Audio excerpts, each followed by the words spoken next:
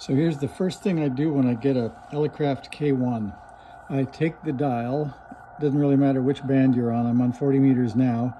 If you hit the display button, you can read the frequency is 6990.5, and as you know, the 40 meter band starts at 7 megahertz, so we're wasting space. We're going from 90.5 up to, a few turns later, up to 82.7 kilohertz.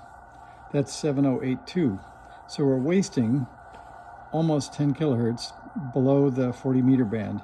So if we move that up, we're going to get 7000 to 7092 instead of to 82.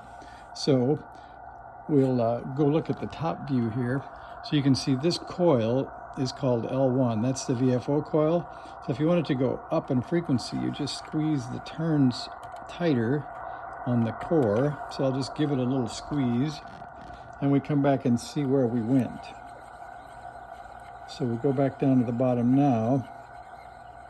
So instead of 90.5, now we're at 95.3. So we came up some. I'll squeeze it a little bit more.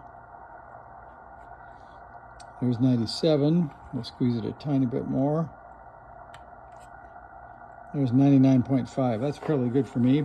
That way, just from the bottom of the dial here, we're just a fraction of a turn up. Maybe it's a 1/10 of a turn or so to get to 0.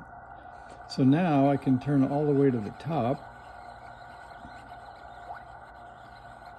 and I get to 91.4, which is kind of what you'd expect. So if you want to do it right, I already had loosened that screw slightly just to take a little tension off those turns. So you can see this one has a nylon screw and washer. Most of them do.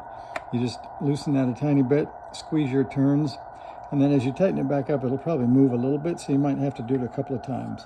But that's the story. To get your VFO the most usable range you can get when you only have, some radios are 70 kilohertz and some are 90.